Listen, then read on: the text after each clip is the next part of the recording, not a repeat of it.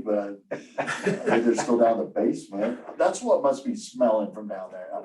Oh, we're live, oops. Not quite, almost there. Now we're live.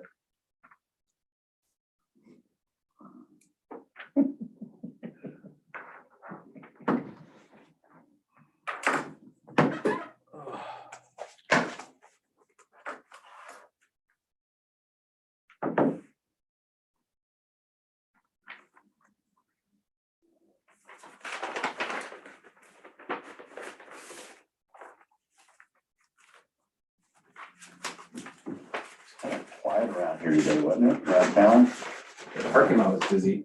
It was real busy downtown. was it? Oh, yeah. I had a little shopping at lunchtime. It was awesome. Is there any kind of insurance that covers a little bit for guys like this?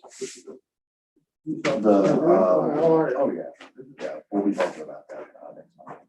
Yeah, I know, I was just curious about it. Yeah, I know, I thought it was done at any set straight. Thank you.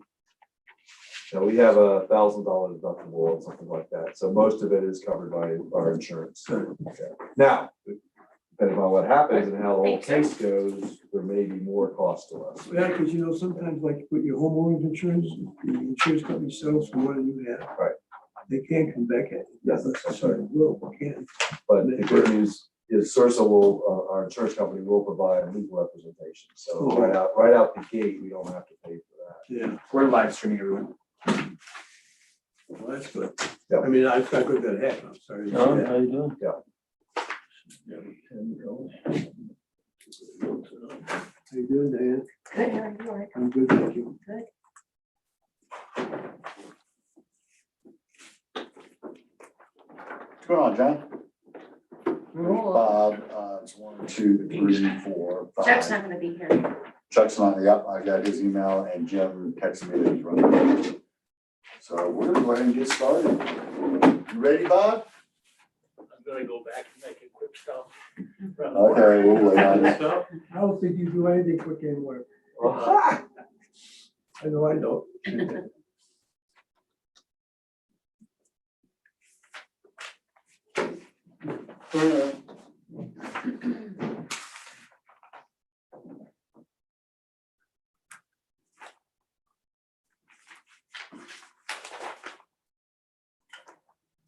I pulled all the clinic, they're still not opening up that sidewalk every day. I had to go move all the barriers off the sidewalk this weekend. What's in that, Jonathan? How's it going? I said, what's in the bottle? Oh, you know, something clear. And when I drove home after work on Ever Friday, clear? they had moved everything. So I don't know if they At were what working on time? Saturday. Late, 5:30. That was me. Did you? So I did ask them. I asked Brian to make Yeah, sure they I know, were, I went and moved them. particularly at the end of the day and a busy weekend.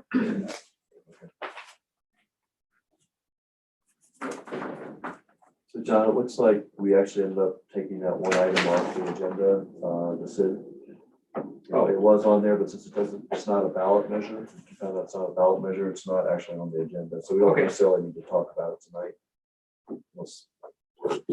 We certainly could, Mayor, we could talk about it. Just Yeah, what real you're quick. saying. Okay, is Lindsay, yes, since we're not gonna talk about it, Lindsay may not even, do you have Lindsay on? She's not here yet. She's, Let her know that we're Yeah, not gonna be she's talking. under If the she wants to join, she can, but Yeah, she doesn't have to. she's not. We'll just give council a brief update. All right, sales tax for the 0.5% to offset some of our capital costs for our water and wastewater. I hope everybody got a chance to look at this. So the 0.5% is going to generate About 350, 375, so 375. yeah, 370. I was surprised at the amount, to tell you the truth. And that's a little conservative. Is it really? That's a little conservative. Yeah, And, on certain times. Yeah, I wasn't in our meeting with Brett Tellis, but did they touch on that to see how that fits into our whole study? Yes, they are looking at it. Okay. So we just wanted to make sure council had a few weeks to look at the ballot measures. So you don't have to actually vote on this until August 23rd at the regular meeting, the 23rd. But Carmen prepared these two documents for you to look at what the ballot measures might look like. Raph Tellis, doing the financial update on our water enterprise, will be here on the 16th for a work session. And they're gonna look at different models for what a 1/4% sales tax increase would do for managing rates, 0.5%, and I hope 3/4 and maybe even a 1 full percentage. So looking at different options for what a different sales tax rate increase would do to maintaining water and sewer rates. So we can always make a last minute adjustment before the 23rd, That's right? exactly right. So my thought is they just couldn't have that ready for tonight, Scott. So, but they will be here at the work session on the 16th. And the main focus of that work session will be to talk with Raph, tell us about, okay, what is the impact of a sales tax increase on keeping a lid on our water and sewer rates? So, These are options for the entire sales tax. correct. So then Scott, yes, council, we would just need direction from council on the 16th is what percentage to plug in. Is it a 0.5% sales tax? Is it 1/4%? Is it 1%? And then that can go on the ballot language you can vote on the 23rd. And does this drop off? Is this permanent? Well, That's something we should talk about too, because this could sunset. If we chose to say, okay, once the $8 million worth of loans are paid off, then we would kill this, be done. I would say keep it in place, or if we get approval from the citizens and understand that it's kind of tied to the water and wastewater rates. I think that's huge. But the one thing, if we don't drop it off, it doesn't give us room for another ballot measure if we wanted to raise something for a different cause. Oh, you can drop it anytime. I mean, but I'm not sure I'd want to put a sunset on it. that Oh, okay. automatically does. Yeah, So we could drop it on our own. Yes. If we had Who's another- we? Because there ain't gonna be nobody. No, it could be you. You use that as a sales pitch. Sunset. But this really doesn't kind of clarify that it might affect the water rates in a positive manner. Until Raftellus gets us that, we really don't know how it will affect. My idea is this goes to paying the capital off. We still have our water. If our thought is it's gonna help with the water rates, you know what the residents are gonna have to be specific or somehow. Right.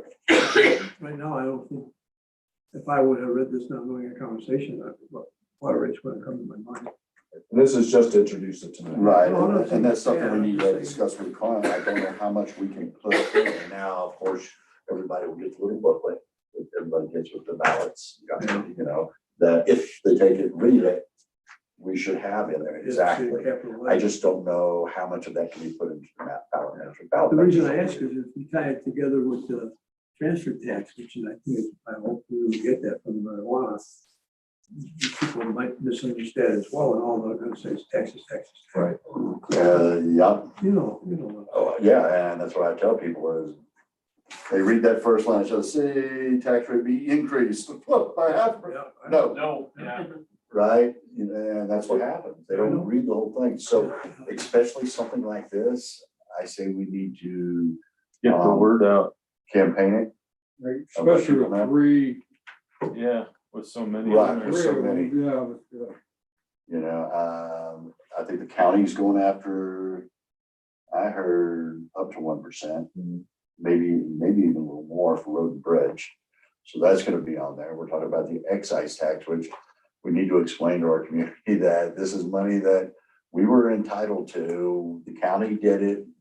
And that was when, basically what happened is it's a transfer. And previously, when we did our legislation on marijuana dispensaries, remember they had to grow 70% in the city. 30% they could get wholesale from down in Denver or wherever. So it really, with only 30% being transferred, there wasn't a big dollar in it. And then a year and a half, 2 years later, we changed that. Now they can grow 2% or 100%, and they can get 100% from wholesale. So that started, because now I don't think the only one that's growing anything is a Gotti. The other two, they're not growing their own, they're getting all wholesale.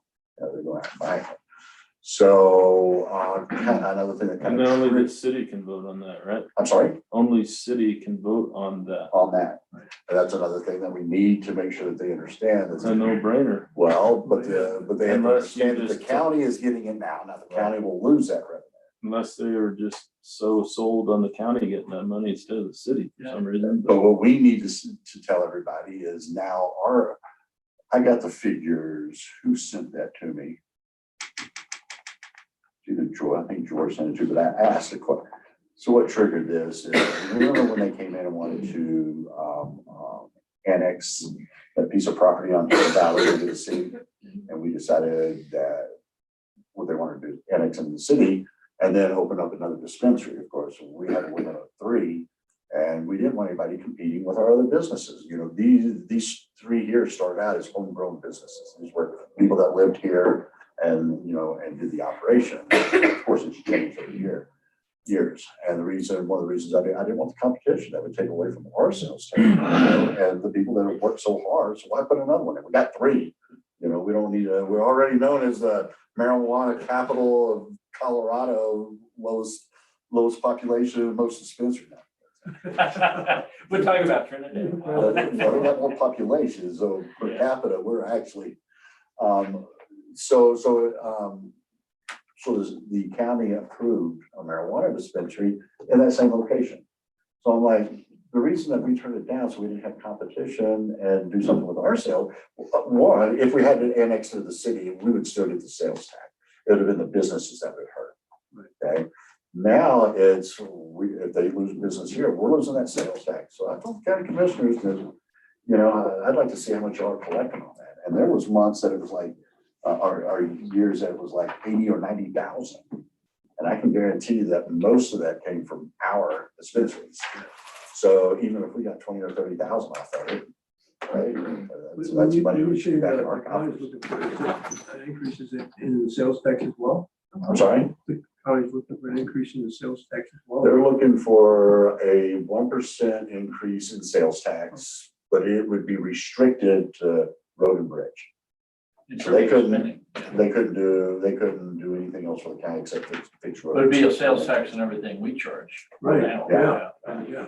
And one thing that kind of gets me on that is we know that the Easton County costs the most, like 3 times what they pay into the property tax. But it's 3 times as much to take care of the roads over there. So they're relying on Empire and then Idaho Springs and Georgetown to collect all the sales tax revenue to pay the, you know, I would almost say y'all need to form a special district so y'all can tax yourself to get more money. Y'all can pay in or take care of your roads. Why poor Scott Canal over in Idaho Springs paying sales tax and fixing your roads over there, taking care of your roads? There, I might use both of that. So of course it would take them taxing themselves. I know, it just sounds, you know, they're gonna get overwhelmed. And they're not in the ESD, the Emergency Services District either. So they don't even pay into or the EMS as well. We're still repairing the roads.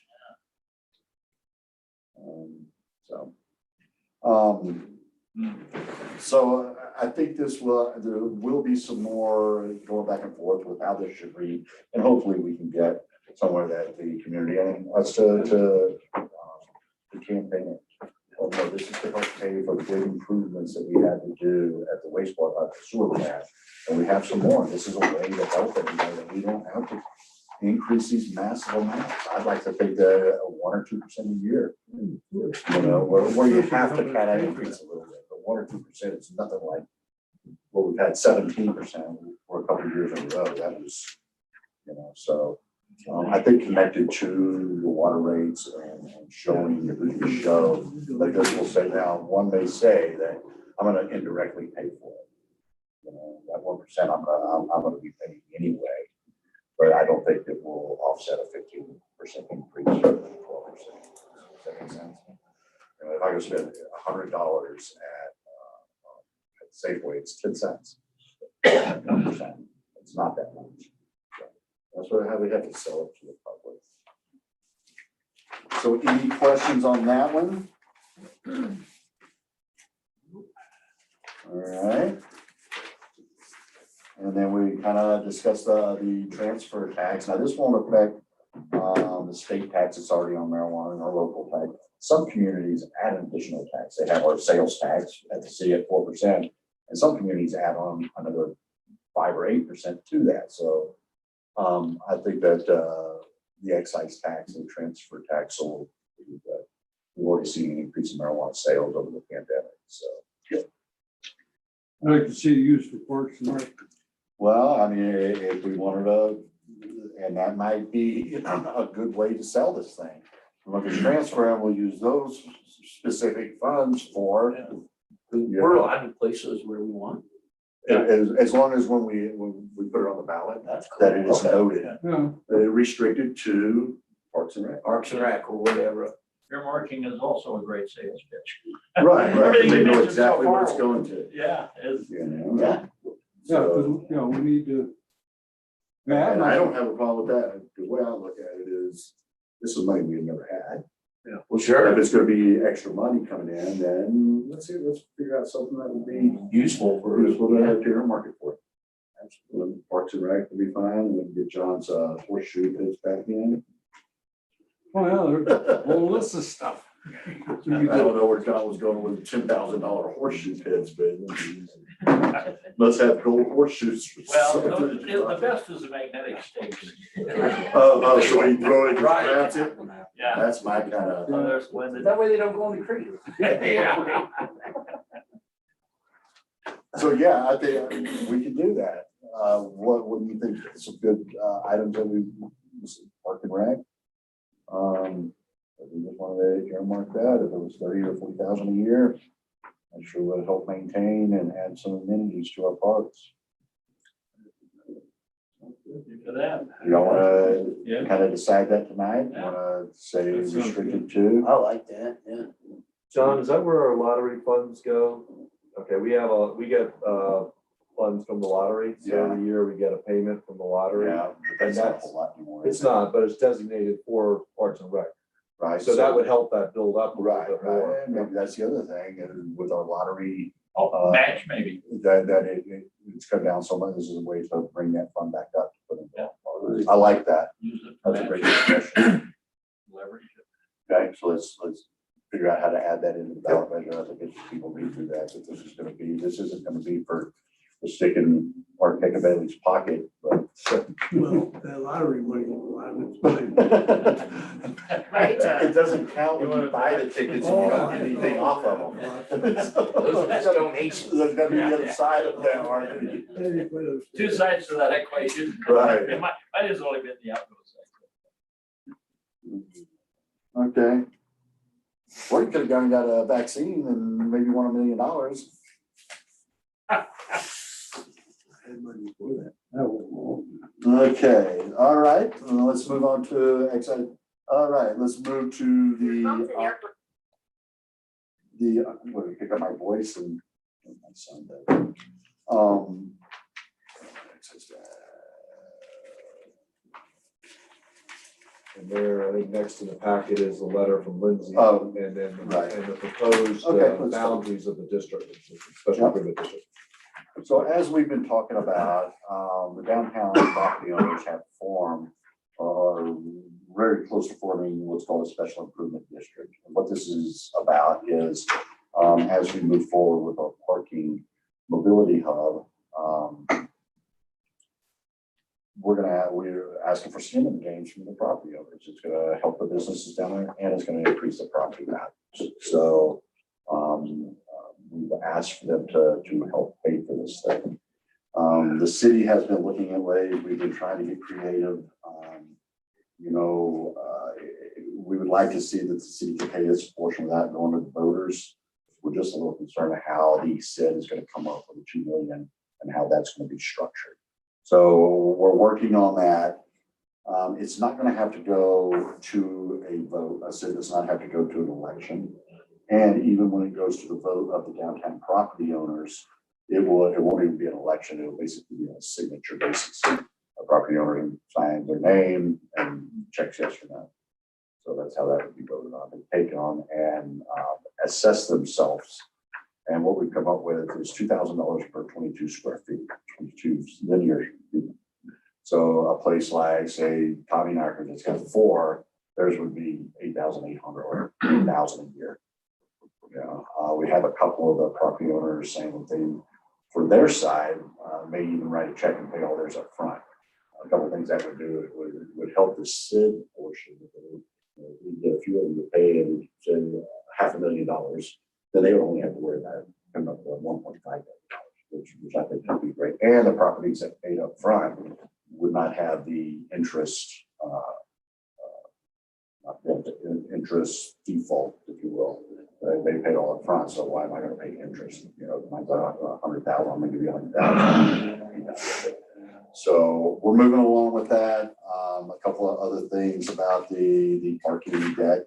We've had a good discussion with CDOT. We were really concerned because things with the Jacob House, they're slowly getting there. I think we see the light on the other side of the tunnel. But we were worried about spending this money from Senate Bill 267 in time. With our meeting the other day, we were assured that we were okay. We've got some more time, that they've already spent 80% of the funds or something, and they've already spent that, so they're not too worried about it. So we've got some more time, and hopefully we can pull this thing together to get ready to go. So that's what the SID is about. So on the frontage, if I had a question, I won't bring it up tonight, but how the frontage is figured on some of these properties, it's a little different on a few of them. It's gonna. I can answer that. Lindsay also just logged into the meeting as well, so. Yeah, that's something we should do on, well, we probably need to go ahead and, what's your question, Scott? Let's see if we can answer it. Well, like that property where the ski shop and where Deb Allen owns. Right, yep, yeah. Deb, I was wondering that too. How do look we at how get- short those lots are. Right, yeah. Is each one of those lots? So these are parcels that are shown on this map. They're not necessarily lots. They're, because we have our historic downtown, the parcels are very non-conforming, like for what you might think.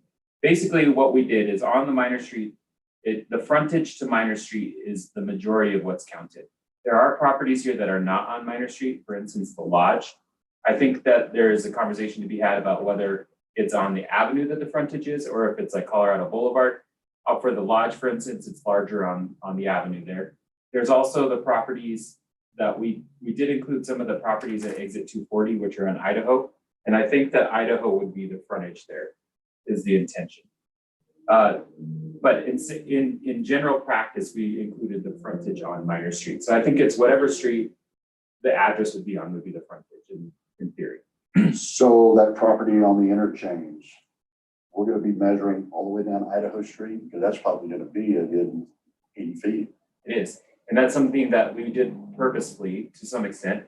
Larger properties have more at stake because in theory, they have more need for parking too. So for instance, Tommyknockers, westbound, Bojo's have larger properties that have more impact on the parking. And so that's what we did. Where a smaller shop, like the ice cream shop, has a smaller footprint and smaller parking needs. So in a way, there's some equity there because larger property owners are paying more than smaller property owners. But that's something that we could still address. Hey, Sean, I'm here if you need me to chime in on anything. Lindsay, is that correct what I just said? Yes. So, yeah, we've talked a lot about how to assess the front footage, and we took as an example the business improvement district that was created back in the 90s and how they did their assessments. I'm trying to remember at that point, I think they had actually assessed both the front and potentially the sides of some buildings. However, in this case, we are not doing that. We are strictly looking at front footages only. And again, the average storefront being 22 front linear feet. And of course, as John mentioned, some of the larger businesses that have more impact, they are going to pay for their full footage. How many owners do we have in this diagram? I have a spreadsheet. I believe it's 72 properties total, give or take a couple. Give me 1 second, I can tell you. Yeah, just looking at the lodge, that makes a huge difference where we count their frontage. On them and also the bank. Right, right. You know, and I've kind of been teetering on that, you know, thinking, okay, should the lodge be included? Well, the lodge will be an impact on parking. So. Yeah. You know, they were entitled to use city parking, so, you know, going back to, they're probably gonna net out the same amount of parking that they used. The bank isn't even counted right now, is it? The bank is not wait, included. Oh, is The that, bank's that's in the the, historical district. yeah, It is, that's it's not the Masonic historical Lodge is district, what though. I'm looking at. That is a really important distinction. This is generally follows the boundaries of the historical district, but it is not the historical district. And I believe we did talk about including the bank in this, even though they have their own identified parking. The bank was included in the special district you're talking about that was like 30 years ago. The bank was, Yep. was Rock Shop. The other Because side right of now, the you depot, I'm got not the sure. Rock Shop included, right? The rock shop is not included. No, it's not. It basically stops at 17th, but the lodge is in there currently. We did talk about, there's another property just to the west or the east of the river that was recently purchased for commercial. We did consider including that one as well as the gas stations on the exit 240 interchange, but they are not currently included. This is considered to be a draft though, so we can't change this map. What we will need to do, Lindsay and I, our next step after council direction is to go to the property owners and get everyone to sign off on this final plan. And so what we need to consider is the impact on the district from parking that is required for these businesses, and also kind of general, making sure that we create a group of people that are supportive of this idea. And there's gonna be some for, some against. I mean, you know, if you've got somebody that just has an office with 2 offices in it, What's Wow. been, oh, go ahead. how's that gonna help me, right? And, building is gonna. What's been the tax on the Masonic Lodge so far? I'm sorry, The Masonic Lodge. the lodge should be included in this. You haven't included, John? Yeah, I did it purposely because the reason I did that was because the Footworks building is behind it. The lodge is probably gonna not participate in the district. So we have cut out the city, the school district, and the historical district or historical district property. Reasoning for excluding the lodge, which is a private membership group, is a little trickier than just the other one. So that's why I included it as yellow. We could take that out. There's also, if you look just to the east of Mountain Prime, if you look at the back of that lot, there's on the north side, there's 4 smaller lots that are owned. And I believe they're there for parking for private owners, but they're not really commercial properties. Those are some other ones that I wasn't sure how we handle those particular properties. We do want the But boundaries you're of the district to talking be about the contiguous. frontage on minor anyways, aren't you? Right, but there's exceptions to all of it because of where the boundaries are drawn. For instance, with the lodge, that's gonna be an avenue frontage because of the address. So that's kind of where we want the boundaries to be contiguous. You don't want to have any islands in what we're doing. And so that's why it's drawn the way it is, but we can change it depending on. What happens if the school district sells Carlson 2 years from now and the hotel's put up there? That's a big question and something we need to consider. Well, they're gonna have to provide parking on their own property. But they're still gonna benefit. Right in, if there's a change in use, somehow, I don't know how that would be worded, but if there's a specific change of use, that it would then be assessed, or if it's a non-taxable, excuse me, property, such as the school, if it's repurposed and then goes on the tax rolls, then it becomes assessed. Did the school say that they were good with going ahead, that they were gonna pay and we should assess them? They talked about it. I think that we need to have a further conversation with them. But I do think, to Lindsay's point, that we could include nonprofit and governmental entities in the district. And then, like she said, if there's a change of use, then that property would already be I think grandfathered that into the district. absolutely should be done. Yeah. Say it again. So what we need to do is we need to make sure that the district, and I'm fairly confident that all you need to do is put it in the language for the creation of the district, but basically what you would do is you'd say nonprofit entities and governmental entities, and however we would call the lodge under this circumstance, or whatever we want to do, are exempt from the levy in the district because they're a quasi-governmental entity and can't be taxed. But if there is a change of use, then we would tax that entity. So it's only, they're included in the district and they just are not taxed because they're not a tax So entity. before somebody bought the school, they would have to understand that once you buy this, there's gonna be an assessment of. Yeah. Going forward only though, nothing. Yeah, no retro. One clarification, this is not a tax, it's an No. assessment. This is a property, Sorry. this is the Yes. property owner saying that we are willing to be assessed, have a special assessment within this Yeah. district. City, we want you by ordinance to create this district, a special improvement district, and assess our properties for a particular purpose. In this case, it would go towards It's the parking idea of structure. the petition where they. You have- said something earlier, Jonathan, about you have to go around and get signatures to get this. We're not required to do a petition, but we do need to show that a majority of people that would be A assessed. majority. Yeah, so that would be, it basically works the same way. So that would be our next step, Just a majority. a majority, just simple majority. Couple of things, the lodge would be considered a nonprofit, I assume. I mean, it's a quote fraternal organization. I think that's not in our law anywhere.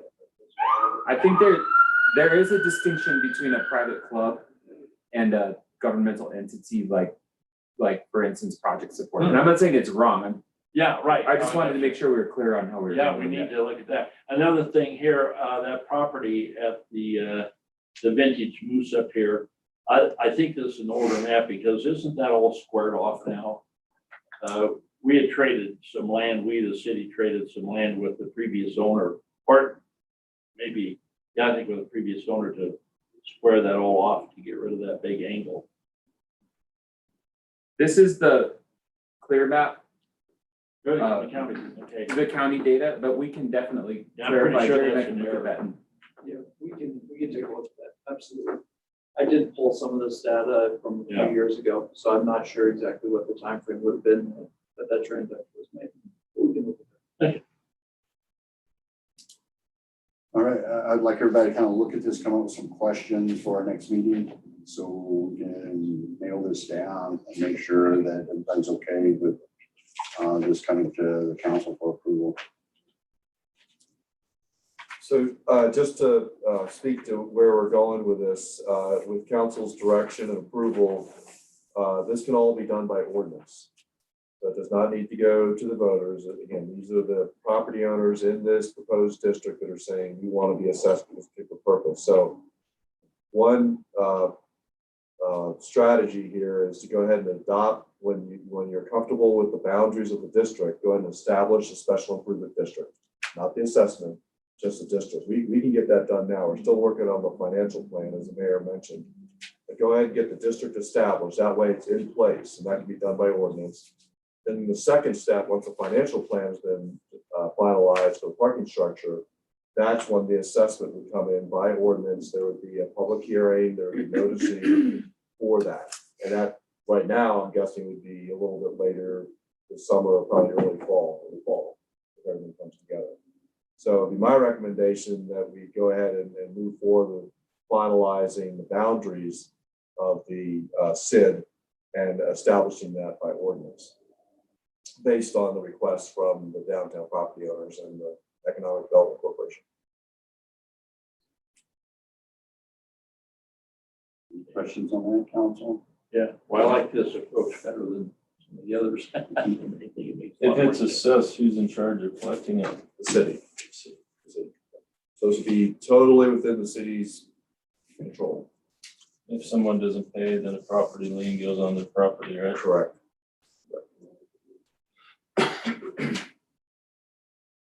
And there would be an option to pay in advance, as the mayor mentioned, if a particular business said, you know what, I just want to pay it all up front, then they could do that.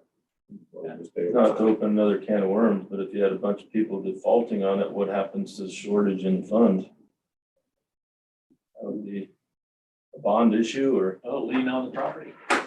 well, a lien on the property isn't gonna collect your Right, funds. yeah, that's, I didn't even think about that. Did you hear that, Lindsay? Sorry, say that one more time. But multiple people default and we can't make it, and the members of the city don't make their payments, and now we're defaulting on that side of it. Yeah. I mean, it's a bond, right? So the bondholder. Well, we don't know yet. We don't know exactly how it's gonna be structured. I bet the bondholders or whoever lends will work that out. in That'll detail. be at risk, yeah. Yeah, I don't know how that works. We've been working with an individual named Troy Bernberg with Northland Securities. He's a board member of Downtown Colorado Inc. and kind of an expert in this area. And we have talked about the CCDC trying to take on some of this debt. However, there's still a lot more we need to find out, and it will be discussed at our next board meeting. As far as how the loan is guaranteed, yeah, that's a good question, because it's all based on these assessments. But that's something it should be figured out. I mean, it can't go forward I'm glad you otherwise. brought that up. Yeah. Yeah. I didn't ever think. That gets about back to the financial plan. Yeah, it has to be figured We're out not- before the the financial whole plan- project, it's not gonna happen unless That's above our pay grade. that doesn't really concerns us, but it doesn't. You know, Yeah, it's yeah, no. Gotta be figured Let's put that within on the our list of project. things that we need to check out. Good comments, Scott. So Mayor, would it be okay to have Carmen draw up an ordinance to establish a district and bring back this for further discussion? Yeah, for the forming the district, that's fine. And one overriding thought that I would have is that all the commercial properties in the downtown should be in the district. So I see a few, someone mentioned the bank earlier. I would recommend that the bank, and I see a couple other commercial properties that aren't in there. I think they should be. Any commercial properties that might benefit from this district, or from this parking structure should probably be in there. Generally from 14th to 17th, or generally 14th to the river, or Well, 13th to Riverside, I would say. Okay. And Colorado to I-70. Whatever commercial properties are there. I know, the lodge is in here, for instance, right? That's kind of an appendage there, right? But I know there are a couple others like the bank, and I think there's one up on 15th property. So you said include the bank. I would say any commercial property in this downtown district should be included. I see a few that aren't. Well, banks would be a little unique in as much as prosperity of all of those other businesses would benefit that bank. Right. And what considers a business, is it if they have a business license within the city, is that considered? should we do zoned commercial property or currently used? as Well, commercial? I don't know about zone, there's residences in zone commercial properties. Remember, the downtown historic district has its own zoning now, so it's not commercial. The historic district. The historic district. Well, that's my question, because if we go to Colorado, that would mean Lynn's building, also the White Home on Dickey, yeah. Colorado is zoned commercial and may have a commercial use in the future. The Resource Center lot Oh, is boy. there. There's also the bed and breakfast, and there's several short-term rentals. That is mostly all commercial, well, really commercial uses along that stretch. And then the Resource Center, if that were to turn into another building, that'd be zoned commercial too, and we might want to capture that. But if it's owned by the county, it's not gonna be different. They don't have to pay. They're not having But to if pay. it's reused, repurposed, yeah, What they're talking about reusing it for, so there'll be a county operation. Yeah. then it would be exempt. Right, because it could say exempt, but if then they did sell it, we could capture the new people. Although I have to go to a vote, that might be kind of complicated. I wanna rethink some of that. It just gets a little complicated with all the moving parts. I mean, the thought also has to be there that all of a sudden you start inviting a bunch of businesses into the district that it's not gonna benefit them. Right. And you get It's all not these gonna checks benefit no's, them the farther they get away from And the they start parking. checking it's- no's, and then all of a sudden you're 50%. Yeah, Or they have their own parking. so the farther you get away from the parking, the less benefit you get. Like the You're bank. paying the same amount.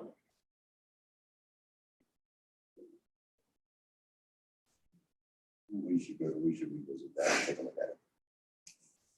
We have fun and draw up something, I wouldn't want to draw it up. Has this, have the downtown property owners had something, they've had input in Yes, this, the boundaries, right? We did. We Yeah. talked about this and came up with this through the downtown property owner group that was meeting for several months. Okay. And they met at Tommy Knockers at the beginning of the summer and agreed on maximum assessment level and these general boundaries, but it could be modified.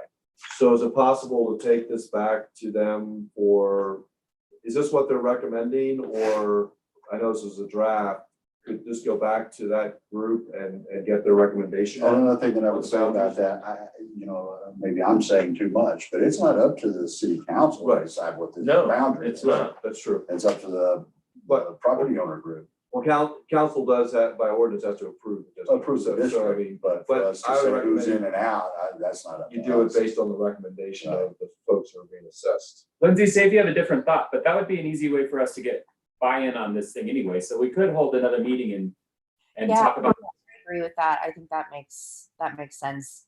And as Andy mentioned, I mean, we did have the meeting and the maximum assessment amount that was determined was that $2,000. Of course, if there are other properties that come in, if the school district participates, things can ebb and flow a bit and may change that rate, but kind of the language we had determined was no more than the $2,000 per 22 front feet for an annual assessment of no more than 20 years. And then as far as the boundaries, yeah, I think it makes sense to have a meeting and finalize those. Sounds good. And then we'll bring an ordinance back to council with Yeah, the I like that proposed better. recommended map. Yeah, I like that better. All right. Job descriptions. We approve for us to create a deputy clerk position.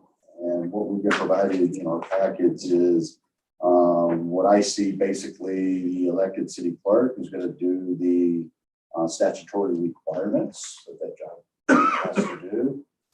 Everything else is going to be put on our deputy clerk.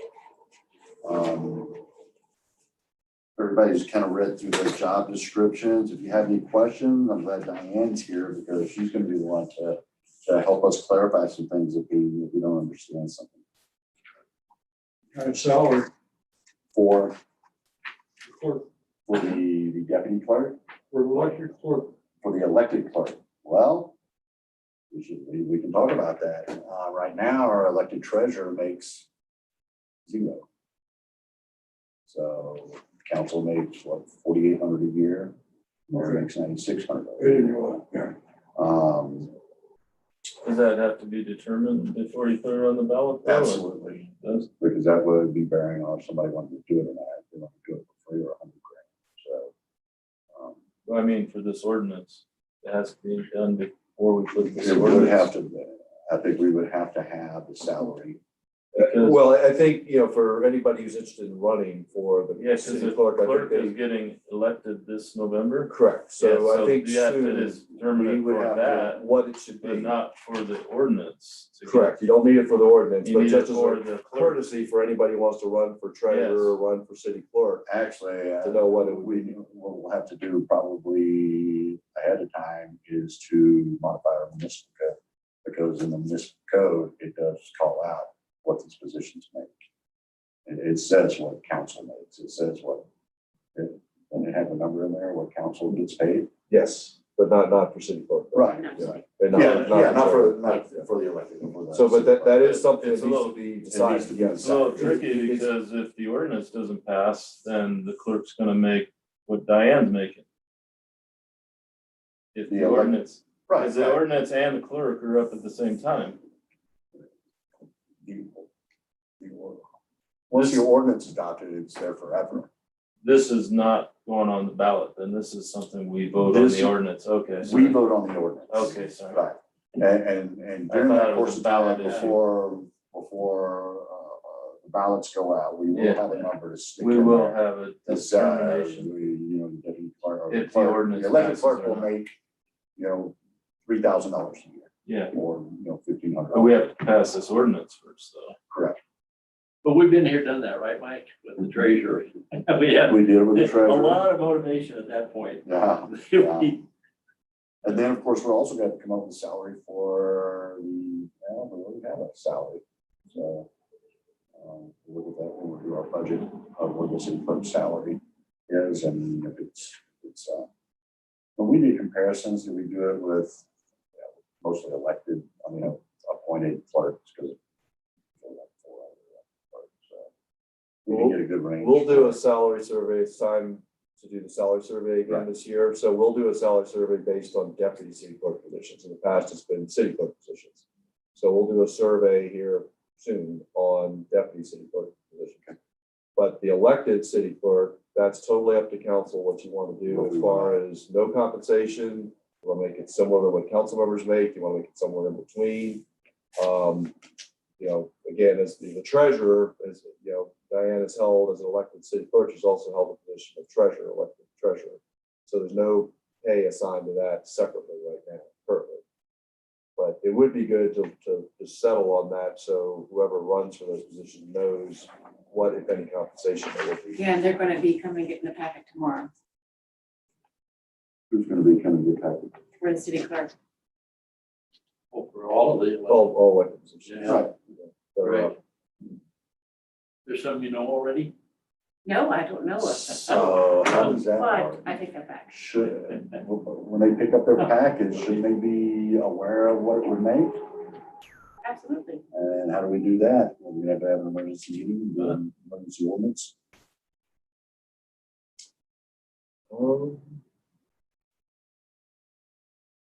Do it at your next meeting on the 9th. Because I think some people that come from the clerk, if they don't keep up with meetings, what's going on, they may think it's replacing you. They may not know that this is now going to be a appointed position. We probably need to get Carmen and see how we I do mean, that. we could, I'm thinking we could get this on for the 9th if you want to establish a salary or a stipend or whatever for the elected city. But what if somebody picks up a petition and they say, well, I think. or are they going to pick it up because it's not an ordinance yet? I Are they think gonna pick it up, they're gonna make $60,000 a year if they run for this position, they But find you know, out, people do they it. run for something, they win, they say, yeah. No. They find out they're getting paid $500 a month. You've heard the old Or thing, $500 if a I'm quarter. recruited, I will not run. If I'm elected, I will not serve. And so they can always go away. Listen, I think what could be said, Mayor, is it's to be determined. What, if any, Yeah, let's get pay direction will be from Carmen assigned to tomorrow. that position, but it's not considered a Any full-time thoughts from position. council, what kind of number to put on Well, this? I'm curious, a related question, do we use CML for the surveys? Yes, we do. Okay, 'cause that'll give us the indication right there, what a range ought to be at least. And I might for deputy city clerk. Now, I'm sorry. For deputy city clerk, which Oh, will be yeah. a full-time Yeah. position, so Okay, the well, city yeah. clerk is elected. So that would be. Well, I don't know how you can determine the pay if the ordinance hasn't passed. The ordinance hasn't passed to create the deputy clerk position yet, right? But we need to assign, well, if it doesn't pass, it's dead in the water, and we go to an election for an elected clerk. So, as much as we've been working on it this, could be I'm misleading. assuming that this will probably pass when we go for a reading. it just doesn't- But- yeah. That's an assumption, and by putting something on there, it could be misleading to whoever, because you don't know if it's one way or the other, 100%. Let's talk to Carmen tomorrow and Yeah. find out. I think you Well, need clarification. well, let's see if we But can- council already gave direction, this is the way it wanted to go. Right. Yeah, so we can, So I Let's, think- so what we need there's to do is why don't we try to narrow down a salary on it? On what? City clerk. On the city clerk, the elected city clerk. Diane, do you have any thoughts on what that number I might was look like? thinking about what council makes. So that's 1,200 a quarter. Diane, how about this? How much would it take to bring you back?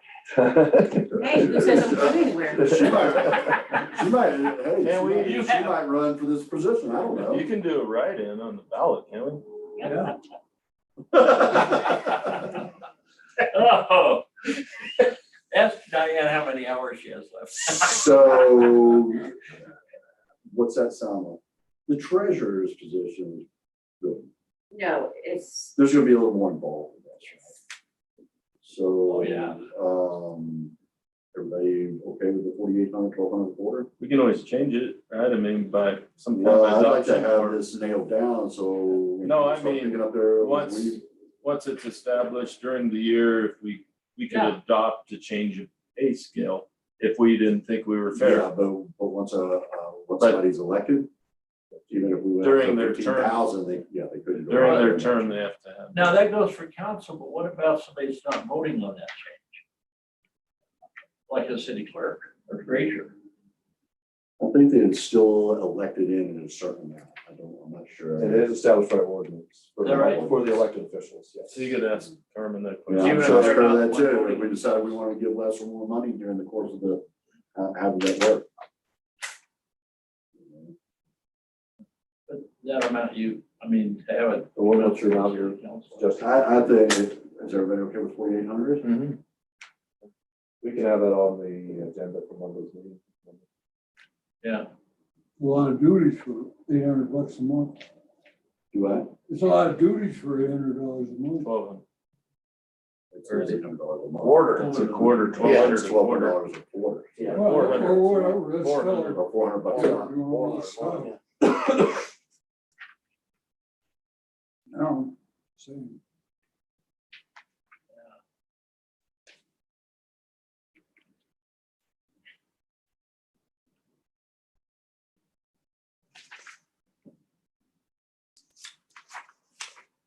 How much do you think, how much time is this, Diane? it has to float. The elections, I mean, that takes a lot of time. Well, elections are simple as long as you coordinate with the county. Yeah, if you do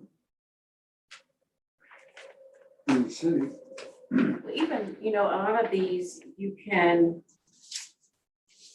give to the deputy city clerk. doesn't say that. So these aren't all the statutory requirements for elected? Yes. This is but you're saying that some of these duties could be given over to a appointment? So I think it does, John, because if you look at the elected city clerk, right at the position summary, it says the city clerk is elected by the voters to serve a 4-year term of office, no term limits. A major category of the city clerk duties and responsibilities, which are allocated and performed amongst the elected city clerk, deputy city clerk, and other city staff include. So there are certain things that the city clerk will be involved in, but it's no longer a full-time position. It's very much a part-time position. I guess that's what I'm trying to clarify, Yeah, yeah. so most of the duties, day-to-day duties would be handled by the deputy city clerk. The elected city clerk would focus on Be the more part-time.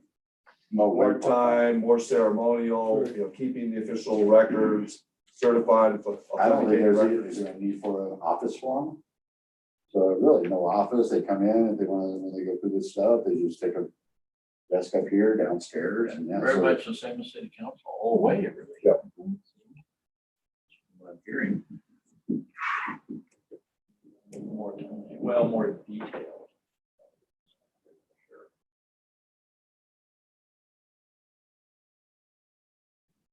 4,800, we just do that. I think that's clean. I mean, you're the same rate as the other Yeah, elected yeah. officials. I think that's a very Mayor. reasonable approach. Okay.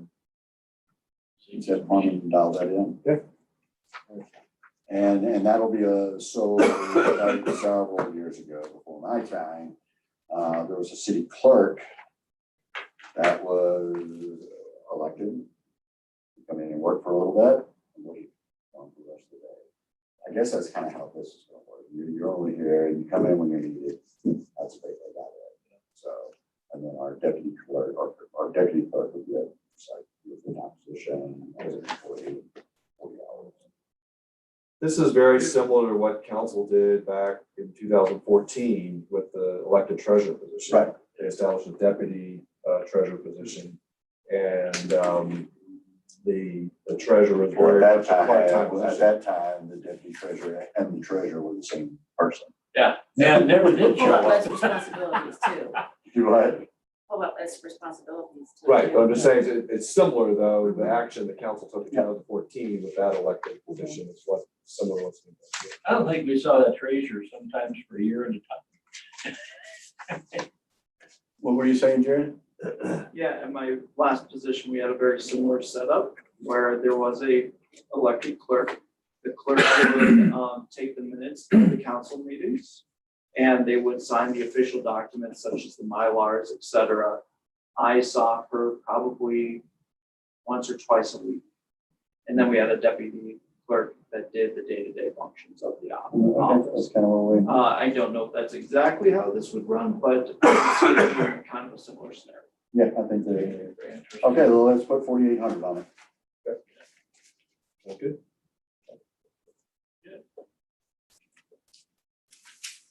And that will probably have to be in this when we adopt it. At the, I'll ask Carmen how she yeah, wants to I handle that. think that it should be in there. Yeah, that calls out what that position is. And I think in the meantime, if questions are asked, I would just say it's being discussed by council. But it's designed to be a part-time position. I think that's fair to say. Yeah. Then the deputy clerk position, it's got all kinds of job duties.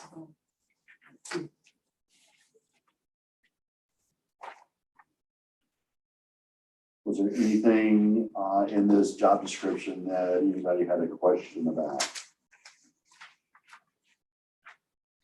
Most of these duties are very similar to what Diane as a full-time employee has done as city clerk, but now they're going to be done by the deputy city clerk, the day-to-day running of the office.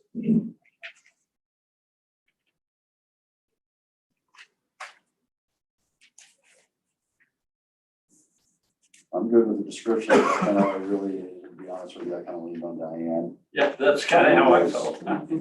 Ask her, put it together. I'm sure she had some help from some office staff and put it together.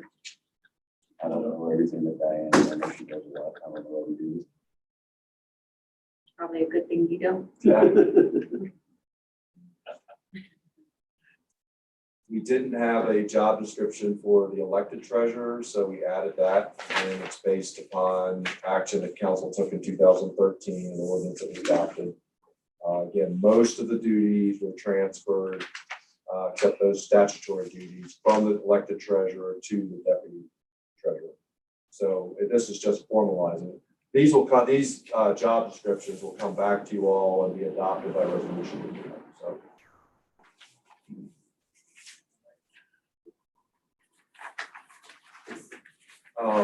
The next position, again, Diane and I and Carmen, we've all been talking about this. This updates the court clerk position. The next one is deputy treasurer / court clerk. And when Sandy Bronson passed, we had to reallocate duties. We had day-to-day duties that Kelsey, our court clerk, picked up, such as handling accounts payable, among other financial duties day to day. And so what this does is just update her job description as not only court clerk, but deputy treasurer. We have Lorraine, who's still our finance officer, but she's under contract. So she's handling those higher level, managing the funds and the financial reporting, working with our auditor, working with me, things like that. So this just formalizes what we have been doing over this past year. Kelsey again stepped up. She's in an acting position, handling these duties, these financial duties day to day, and then we brought on Lorraine as our contract finance officer. It seems to be working very well. So that's what's happening here. So this description is what Kelsey does right now, all of it? Yes. Yeah, she really stepped up. Yeah. So it's modifying the title, deputy treasurer / court clerk, just to basically describe what she's doing. And then we'll have to continue to contract the finance officer? Yes. Now we could change that, but again, it seems to be working well now. Yeah, with Kelsey doing the day-to-day inputs and things like that. Well, Lorraine's pretty highly trained. Definitely. So we have 3 positions though. We have the treasurer, we have the deputy treasurer, city county clerk, and we have the finance officer, right? The finance, it's contract, the finance officer's contract. So we don't have really a job description. That's typical. But there's a need for her though. Yes. There's a need for her. Yeah, Oh, definitely a absolutely. need for her right now because that's a higher level Yeah. financing Yeah, position. and I think it's working out Unless pretty well. you put that included in this, that person would have to be There'd be a lot lot of stuff more that. that Kelsey background would and have to- training that Kelsey Yeah. probably doesn't have. Right. Now, yeah, we decided to bring If the we finance decide to officer do back. that differently, we could in-house. change it again. We could certainly do that. We say, you know what, we want a full-time finance Right. officer. We might scale back the duties that the deputy treasurer court clerk is doing. That could happen, but this just formalizes what's been working the last year and I think makes sense moving forward. And I think the only reason you change that is if it's a financial salary position, decision that we could put that all together in one lump sum rather than having so many positions or something. But I think it's working well the way it is right now. I think it's cost effective, right? I mean, I don't think it's Oh, yeah. non-cost effective. Because you won't be paying the deputy treasurer court clerk at the same level as a finance officer we did before, Right. but you will be giving her a bump to reflect the duties, which additional duties she's doing. We contract with Lorraine, it typically ranges from $3,000 to $5,000, depending upon the month. So, pretty modest. And she's basically just doing an oversight of our finances from a higher She's dealing level. with our audit right I mean, now, and yeah, she's. Monthly financial reports. Yep. She'll be assisting with the budgeting. We get hourly reports on how much time Lorraine actually does spend on this job. We have a base rate per month that we agreed to. I can double check on that. I don't know. I mean, it's based on X amount of hours. Now, if there's special projects we ever involved in, then that would be above and beyond. It's got to be a lot. But it's a flat. Gotta be a rate. lot. Yeah. You're right. Okay.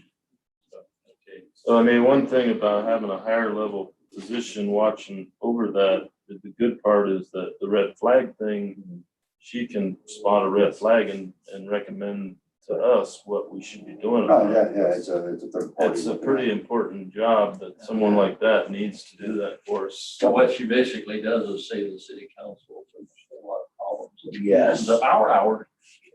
Whatever she saved times 7, 8. Right. All right, Yeah. any questions about the treasurer and the court clerk job? I think it's great. Okay, All right, so these job descriptions will come back to you to be adopted by resolution. Little cities like this combine jobs. all right, John, you're up. All right. You gonna share it on the screen? Do that.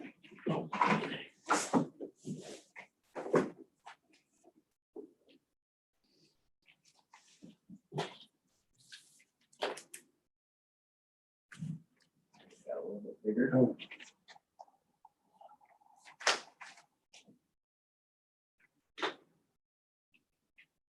All right, so this is my staff report, but I tried to include some pictures, so it's a little bit more visual what we're talking about here.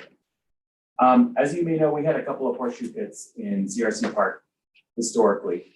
And staff has been working with Councilman Curtis to identify a new location to put those courts back. We'd really like to put 2 courts somewhere in the city.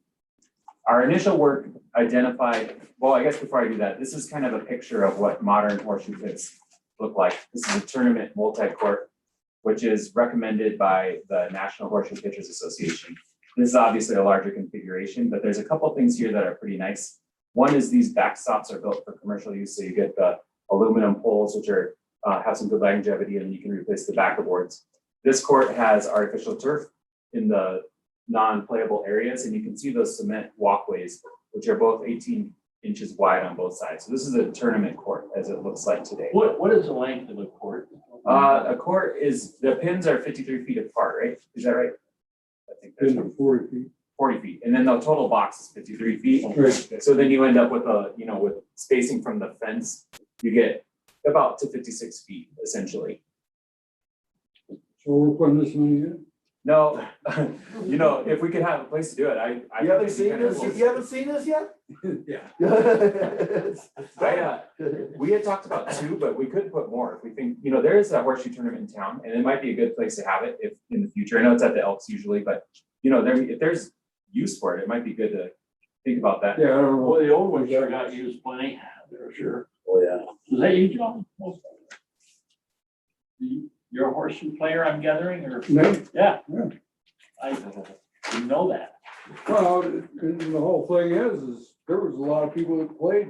There were a lot. Yeah. Well, I know those pits, I mean, they turned into pits around the stakes. They would, you rode out after a weekend. Yeah, well, That's John's something, got a better plan here. that's something that we need to think about. And that's one of the reasons I wanted to come back to council to talk about this.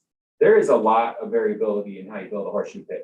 You could stick a post and some grass and just call it good. You know, you could build railroad ties around the pit and fill it with sand or clay. You know, there's a lot of options.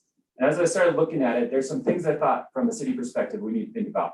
One is when we're walking around, you know, we do have some areas that potentially are big enough for horseshoe pits, but maybe the grading isn't right because you don't want to throw uphill or anything like that.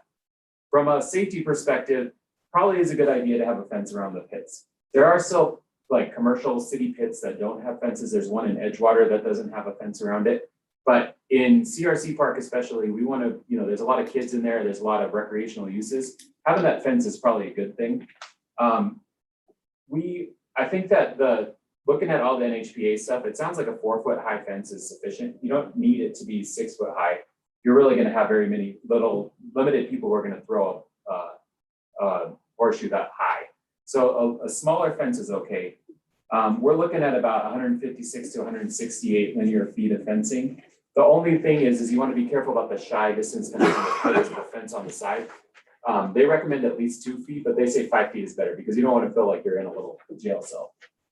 What is the fence height on the south side of the playground? That's I think a 7 or 8 foot fence. It's pretty high. Yeah. Okay. So I talked to John about it. I think, you know, there's different fencing in these different locations. If it's at the park, we probably want like a green wrapped fencing just to match, which is the current condition there. If it's over by the ball fields, that's a black fence that we can also match. So I built this cost based on a wrapped fence. I think it depends on who installs it, but I think we're talking about $1,000 to $3,000 just if we install it or if we have a contractor do it. There is the concrete work for this. You know, I know we can build a Cadillac or we could build something else. We don't necessarily have to go fancy here, but one of the reasons I included concrete, the multi-court that the NHPA recommends has a curve all the way around it. And the reason for that is it stops erosion on the court. It also helps keep whatever the surface is intact, and it makes it, you know, just an easier area to maintain from a longevity standpoint. We talked about a couple different kind of treatments for the surface in there. You could just leave it bare dirt. You could go grass, which is harder for our public works because it's, you know, a fenced in area that they'd have to come in and take care of. Artificial turf would look pretty nice the last 10 to 15 years, and you could do that on the non-concrete surfaces. That's about $12 a square foot to do that, but we're talking about a relatively small area once you get the pits and everything built.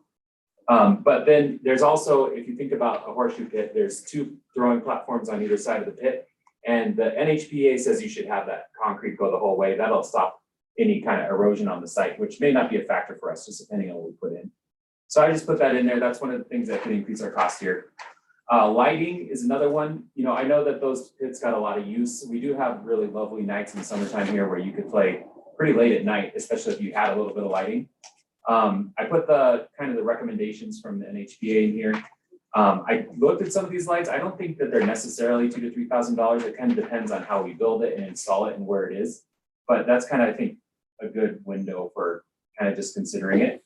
And then, like I said, the playing surfaces are usually concrete and clay and sand, but around it, you want something in there that's gonna be easy to maintain. That's kind of like why I was thinking about this artificial turf, just because if it's a fenced-in area, they can't just mow it with their tractors. They got to get in there with a hand mower and take care of it and weed whack it and all that kind of stuff. And it's probably going to get, you know, it's Idaho Springs. Grass is sometimes hard to grow in some areas of the city.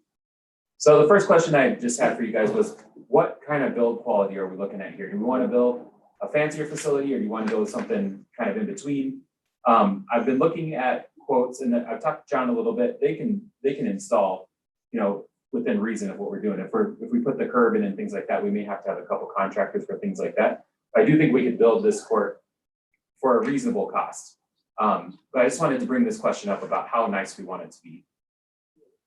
The other question I had, when we went out and we've been looking, one of the sites that came to mind was the location right behind the new bathrooms at CRC Park. It's ideal from a space perspective. It's a little bit sheltered. It's not in the way of any of the other recreation that's happening at the park. And our initial kind of look at it, it seemed like it would fit. And the pits do fit. But when you build the fencing and you make sure that everything's set up right, some of that erosion on the creek bed over there causes an issue. And also it would limit some of the fishing access down there and access into the creek that there is behind that bathroom. It also create a little tiny private area between the playground and the horseshoe pit that would just be not visible at nighttime and might not be so good from a public safety standpoint. So we kind of thought maybe that's not the right location. You can see it here on the map. It's that green box. That's approximately where we were thinking.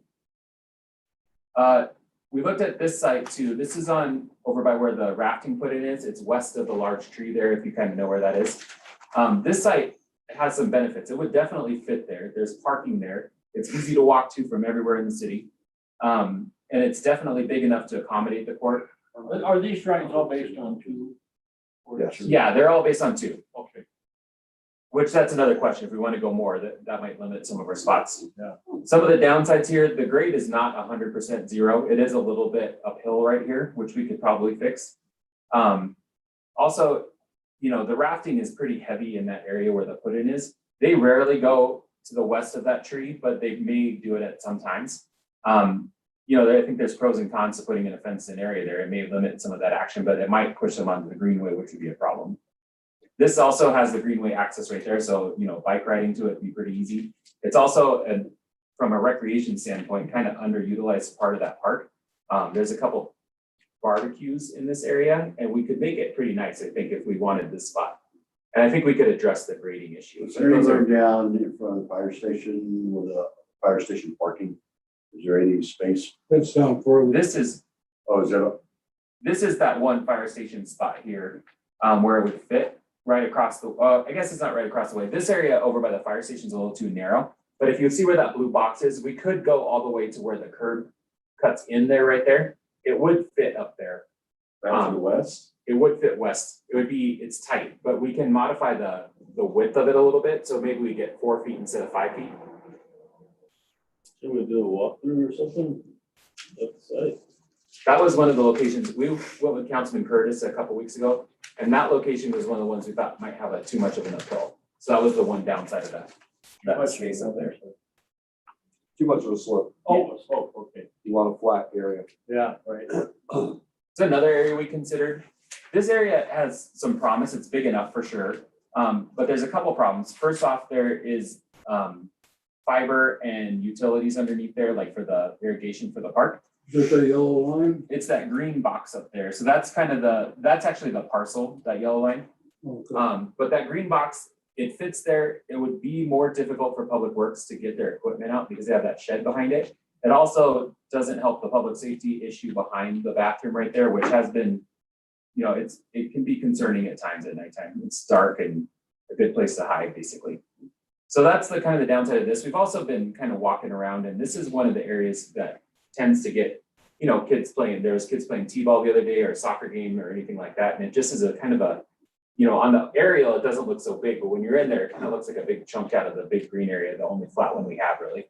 So that's kind of the reason that I wasn't leaning that direction. We did find another spot. Well, actually, here's one more before. This is over by the playground. It would definitely fit in multiple places on this strip. Again, we may have to make it a little narrower, but there is fiber in there and then irrigation. So we'd have to be really careful about that. And that's kind of the issue there. All right, last one, not the last one, but the one that we were thinking about.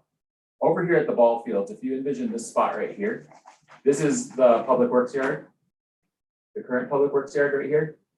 This spot right here, we could put the court here. There's power here already. There's really no use except for parking, which we could make some more parking in front of the court, where we don't have to necessarily lose all this parking for when there's games and stuff down there. We could put some pretty nice, you know, maybe not plants, but we could do some landscaping around it and make sure there's some benches and make it a pretty nice area. It's big enough. I also talked to the rec district about this, and they're really interested in improving this as a recreational complex that's more than just baseball fields and having more recreational uses here. They also have staff here frequently, which would mean that we in theory could have a place where people could get horseshoes on the regular down there without having to bring their own. And it has a restroom over there in between between the ball fields. You know, we had rapid grass there this weekend. It could be an amenity during that, or we could close it off. And there's one of the outfield lights is right here.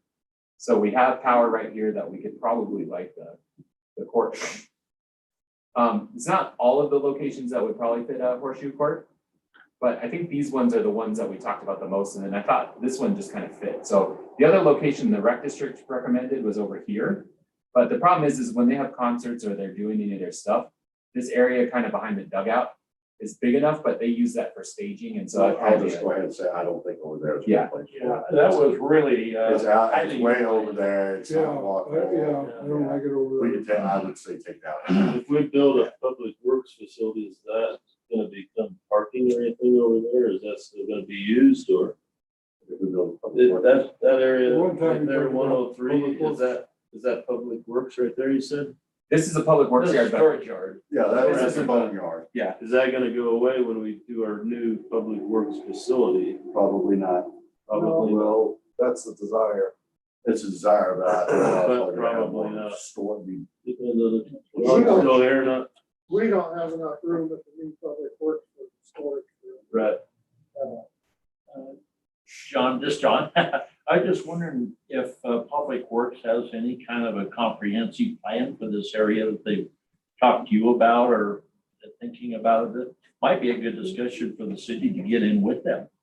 Well, that's what I was gonna suggest, that some of we got, I mean, it was mentioned volleyball, John wants ping pong, you know, Yeah. skate park, we need to have maybe a Pickleball, what master is it, plan of pickleball? all this Well, stuff. we talked about a recreational master plan. that's something that I think we could put together, especially when some of these properties come into view. The reason this, you know, one of the benefits of this site is that I think when you think about it from current Idaho Springs, like what you think about today in Idaho Springs, you don't necessarily see that as walkable, but that's not true for how Idaho Springs has been throughout its history. That used to be a place that lots of kids went to. You know, there's the tunnel under the highway. You can also access it from the east. It is not as accessible. I will definitely agree with that, but I do think that this facility is, as it is currently set up, is underutilized, but I think the recreation center really wants to establish a better kind of flow and what's happening down here. You know, this yard here, John needs, I mean, the fact of the matter is he needs storage space, but maybe we could improve some of the recreational offerings around here and just kind of think about some incremental improvements. Some of these other locations, I mean, the other thing is we could look at some other places. These are just the ones that we kind of came up with that are the easiest to see right off the top of your head. And then we could use the marijuana money for that kind of stuff then too, right? That's what I'm suggesting, yeah. And then see, Parks and Rec. yeah, the It's a pretty CTF parks money and- too, because we can combine CTF, which is that lottery money, with this money, and we have good, In those. and GoCo too, then we have a match for GoCo. Cool. So John, can you go back down to that view again? Yeah. And just work. Maybe we could do, if we had a big space like that, could there be like cornhole in the same handstand area or? They make concrete cornhole that you can put in Right. that location, or you could also just make it so that you could, the stakes you can pull and you could use We the, could do multi. because it's Right. approximately the same size. Yeah, there Right, are so makes many more sense. activities that could be planned in this area. And I have to say, after attending Rapid Grass the other night, this is an exciting area for the city, I think. It really is. And we can get so much done using so much of the rec district funds, which always appeals to me. Well, the other thing we gotta realize is the rec center leases this from us. Yeah. So who builds these things? The rec center for their recreation or the city build it for them? Right, yeah. Well, If the they're city putting is- over there, a rec center out there. No, the rec Well, the rec district does the center- big stuff there now, right? Right. Back when Dane Matthews was here and, Are we gonna have to get permission from the rec center to use this space for that? I already know they will say yes. I've Like I already, said, I think it's too far away, I do too. you know, for people that are, you know, My point of view is that because this is meant, I think this is meant for our community. I don't think this is a draw for tourists to come up It's a more here. casual thing. You don't have to put on a uniform and, Yeah, cleats but I and think all it's for that John to stuff. walk from his house to walk down and, Throw some play shoes around. around. Yeah, throw the shoes around and, Now, my or he's gonna say, I gotta get my freaking truck and drive all the way down there. And, I tend to agree with you, but I think the parallel big discussion would be to start. oh, yeah, we had talked to the rec district about doing a countywide master plan, recreational Oh, master. countywide, I like that. So one of the things we need to be thinking about is replacing our tennis court, because that was taken out when Colorado Boulevard was built. Yes. And unless we want to take up all of CRC Park, there's not the space for it. Oh, no where way. it was. And that was one of our concerns with the horseshoe court, is, where does it go, and space it takes up and all that. But one, and I know we gotta make sure John has space to store everything, but this is prime location here. So I think when the new public works facility is, we try to get as much down there as we can, and maybe try to relocate the remainder. But that could be a good location for a tennis court where the boneyard is, that's called boneyard. You get a tennis court, you could get a basketball court in there, you could get what's the other sport? Pickleball court. But I really think we as a city need to be thinking about replacing those amenities, because they were here for a long time. I think we need to find a place somewhere, Yeah, skate park somewhere. yeah, but the amount of space is so small, really relatively, and it's such a casual game, horseshoes, that I do think it needs to be in town. And in fact, I'm not even necessarily sure we couldn't have a couple courts in two different locations, frankly. Yeah, at a later date, yeah. I mean, is there space accordingly, right? I mean, with Mill Mason Park. Yeah. Only if we acquire that land to the west. Yeah. Well, that could be a possibility, right? Because that's not developable. It's not really buildable. Well, part of it could be, but it's. What was that? Well, why don't we Mill re-engage Macy. and see? What's Bill Macy. The middle part, middle. What about you? Who owns that lot? Is that 9/10? Is that the Thomas? Thomas. Yeah, Thomas, is that land, it's kind of getting off subject here, but I was wondering about the Thomas land, anything going on with that right now? We should be talking about that. Somebody's private property, we shouldn't be talking about that. But the land west of the park, we could discuss that. I mean, that's something we could approach them about. Because that's, Well, we did a few years ago. Right, I can remember what happened. Yeah.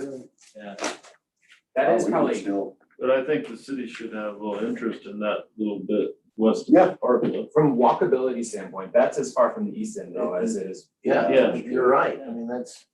but I'm saying, maybe a couple, but Yeah. it's there and a couple. Yeah, I mean, down it's- there. Yeah. There's a lot right back behind my house that's for sale. That'd be perfect for it. It's too small. I checked actually. So I guess the question is, any of these locations, does council prefer any of these locations, the other ones? I think, go back to the one. over If we have to by- acquire property, that's gonna take much more Yeah, oh, yeah. time. So Okay. we're trying to just build, get these in place. The one that appeals to me the most is where the park is least used on that west end near the firehouse. Yeah, me And- too. And we're not Because if getting You have away a with picture, floor can plans, you go because to then the you're not Google eating Maps the real quick? Yeah. That's way underutilized. We can have a picture of it. I do, I'll use my notes. Well, just go back to your drawing, the map on the report. There it is, yeah. Of all the locations in that area, that's the best one. There's a bit of a slope there, so we have to mitigate that problem. So- You'd have to make them level. What's further west? Yeah, it's not Yeah, on is here. This is the only area that you could build in that's wide enough. Well, So then this that's to whole- put on the other side of the tree, and I don't care about the rafters, because the rafters getting more use out of this than the citizens are. That upsets me. And further down in front of those parking places to the west. you don't go- It's too narrow. There's nothing in there that all the way to that piece of No, property. Yeah, there's like electrical in there as well, Yeah. and there's a big box in there and stuff. This, I mean, you could, in theory, one thing you could do, you could put it in this area right here, and then you could make a rafting kind of trail right here. I would get into more. There's so many people there. I saw 40 rafts staged there at one time. Yeah, they're all digging in the dirt. 40? At least 40 rafts, yeah, Geez. 200 No, no. people plus, yeah. This, okay, west of there is too narrow, right? Well, now that the parking's there. John, you're saying that it could be shifted all the way Yes. to where it jogs to the This north stretch there, right here, it could fit in several locations. Do they have to be side by side, or can we make them end to end? As long as Does that make a they difference? need to be 6 feet apart on the ends. Do you have any thoughts on that, John? Well, we And then as far as talked about side- certain side- end to end too, Right, so you had 1, 2, you know, One little. be long and narrow. yeah. Well, that would sure use our space more efficiently. It's never used for anything, Uh-uh. weeds, right? So the rafters unload on that, on the, Oh. 10-foot. So where it's Real wide. real wide, that's where their drop off, nope, the other way, John. Oh, Right there. This is for the rafters. We created that wide spot for the rafters. Is that right? But most of the staging, when they're west of 23rd, like they're supposed to be, occurs Right. east of that tree. Yeah. I think what people are saying. So one thought is we try to shift that horseshoe pit to the west, John, as far as it can go, right? You can hear. What do you think? Is that workable or no? I think it would be. You can see here, there's some, the creek side here is a Yeah, little. isn't there a box up there or something? It's further There's a lot of west. Yeah. There's a Is lot there any box. disadvantage of end to end? I can't think of any. it's probably gonna be changed the way it builds, and you know, you might do two. Yeah, Well, you wouldn't have a common area between. And are we wanting to fence this thing in and make it a Taj Mahal, or are we looking at putting horseshoe pits in, kind of like what we had? Well, the fencing is only for safety, for kids and stuff, when we got Yeah, down. If it was by the park. Oh, Yeah, Well, I mean, you're gonna have a fence here too, yeah, because when people are walking on Police the line, greenway yeah. and. The reason for putting 2 pits is if there's tournament, because I can only see 1 pit getting used if it's just recreational. not depending on how many oh, it people- was, yeah, they were. I don't know, that place was busy all the time now. That Yeah. all pits are getting used. In Yeah. all honesty, I think 3 or 4 wouldn't be too many. That's your right, Really? Rob. Yeah, you'd have to fence it. Take a horseshoe and a bike tire or something. It's a little possible. I think our thought was to make it a commercial quality, a good quality.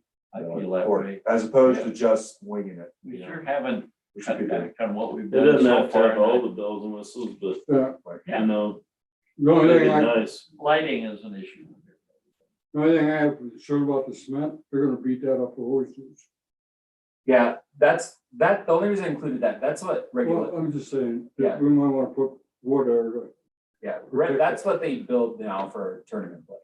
So that's but kind of those like, guys the- are, yeah. They don't get this. They never hit the Yeah.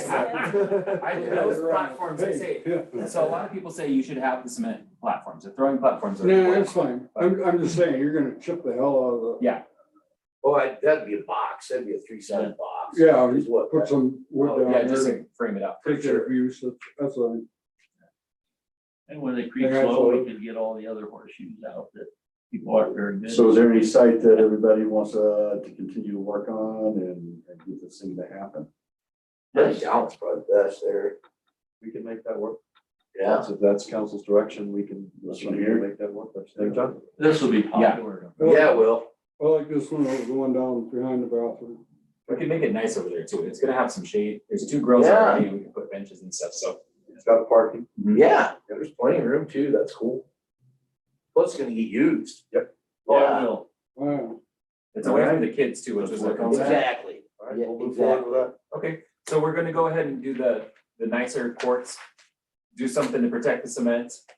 What do you guys think about are you guys okay with the artificial turf? out there? Turf for Okay. sure. Yeah. Yeah, let's We make want low it maintenance. John. Okay, great. So we'll see the budget once it comes out. And right? I installed the artificial turf, so Okay, anything help with that, Okay. I know how to do it.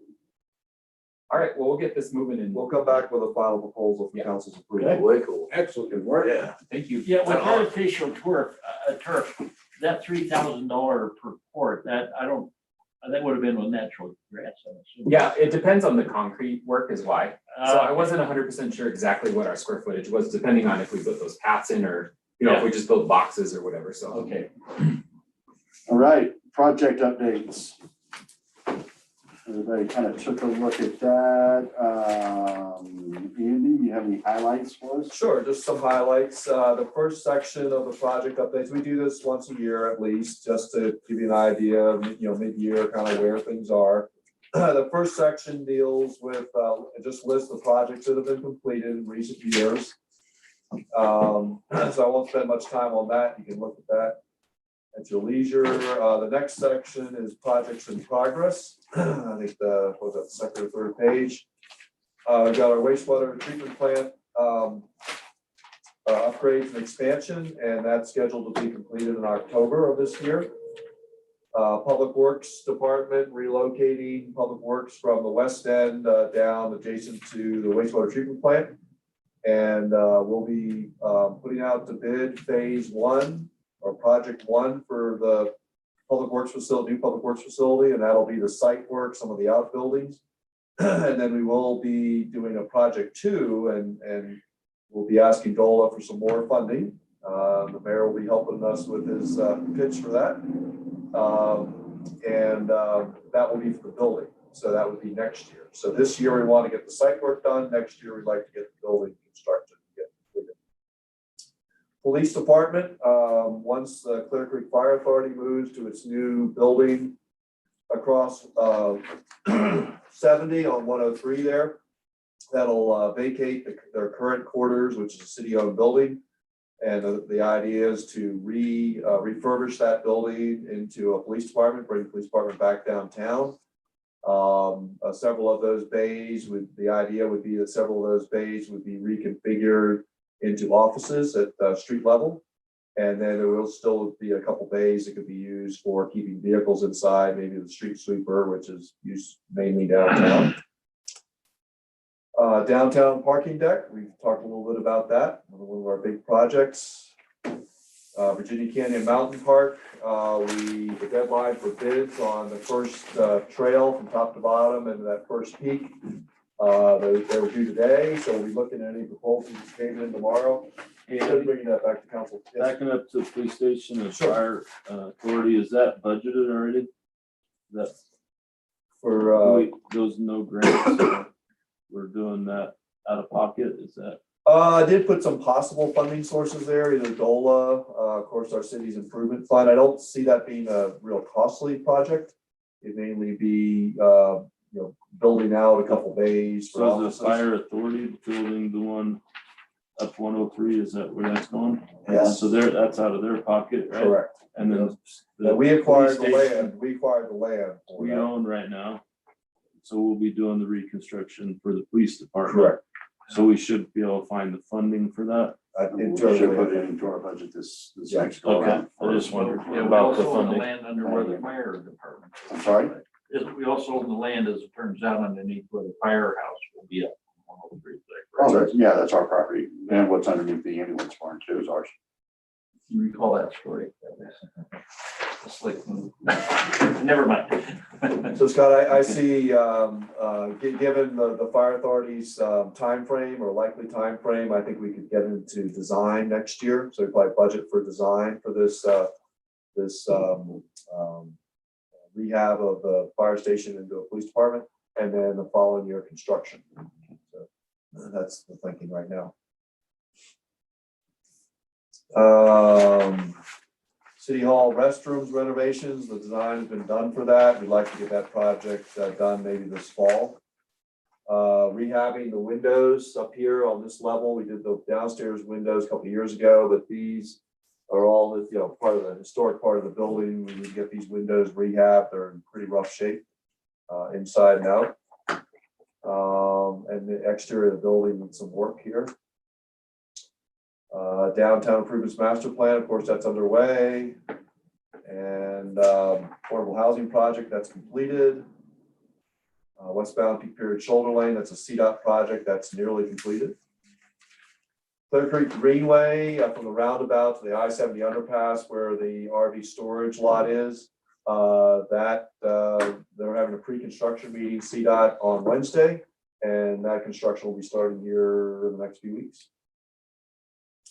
So that'll extend our greenway. Guess who got awarded that project? ACC. Did they really? Did our street work. Wow. I don't think anybody's still there, maybe Mark's still there, but, He's in Winter Park. oh, is he? That's a big job. You see that project up there? in Winter Park? Yeah, he was- Big job in Winter He Park. was mad that he didn't. Wasn't. This one, yeah. Some new guy has it. Yeah, I like Mark. Yeah. Okay. Okay, anybody have any questions on the projects we've got going and their status? Of course, this ties into our budget because some of these projects we'll need to be thinking about for our budget for next year and years after. Yeah, how's the train going? John? So wood prices went up extremely. So I've been really You don't trying to. say. Yeah, we got a $15,000 grant to buy wood, which originally was enough. I've been working on Now it's MOU. 50. Yeah, it's crazy because we're buying fancy wood too. So, I've been working on doing an MOU with the loop operators. And we are close to being done with that. I think we can buy most of the wood. The other problem is the wood needs to season for a year before it can be used or warp. So I'm hopeful that we can get that done the next week or so and they can go get the wood and just sit. That's about a $350,000 project. Yeah, this will get the outside structure where it's all put, the south wall had failed on the coach. So this gets it all put back together where they can start doing some work on it. But it's basically ready to go. And I think we can get some more grants. One of the things that we need to do for the train is cover it. And so that's a project that, we just got to figure out how we fund it and what it looked like and all that kind of stuff. But that's something that if we do that, I think we can get more state money too, so. Weren't we getting a little pushback for recovering it? Not really. One, a very limited amount. Years up there. Yeah, train people get a little bit iffy about covering the view, so you want to be able to take a picture of the train. So we have been looking at some of the design from the old depots here. If you remember, it had the hanging eaves kind of look. And so there's some things we could do to make it look nice. If you also think about the Silver Plum garage, they built it with this really cool window wall, and there's some things that they think we could do that protect it from the highway and from the rain. So we probably do want to put a little effort into it just to make sure it looks like it's in its natural habitat. Well, there are examples around the state, a handful. Yeah. So. Say historic ones too. Okay. And we will move to the most important item of the whole night. Taking off. Diane has been putting an effort in to arrange for a end of term and a retirement party for Bob, myself, and herself. It sounds like Black Shoals River Ranch is gonna work with us, so that's cool. I think it's exciting. And yeah, so save that date, make sure that we can attend. That's on a Friday Yes. in October. And we're gonna close City Hall to go.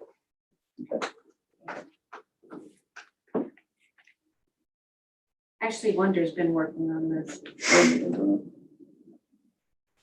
Any questions on that? So this is in the very early stages of the planning. We needed, of course, find a place. We needed to find a date that worked. Blackstone Rivers Ranch is tied up pretty much, Saturdays and Sundays for all the way through the fall. Yeah.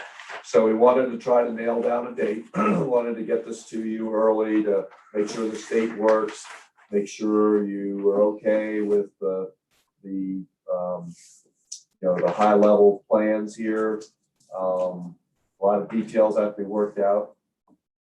Any thoughts or comments or at this point? I know there's a, go ahead. The weather could be whatever at that Chilly. time of the year, yeah, chilly. We did the gala up there in the winter time, and had walls and heaters, so. it Just wasn't- taking chances on. Now, Scott, it is a 3-season event center up there. They have a tent and they have sides and they do have heaters. So So unless the it's earlier- unusually cold, we could probably make it happen. There's no way it can be any colder than a few of our city council meetings. So,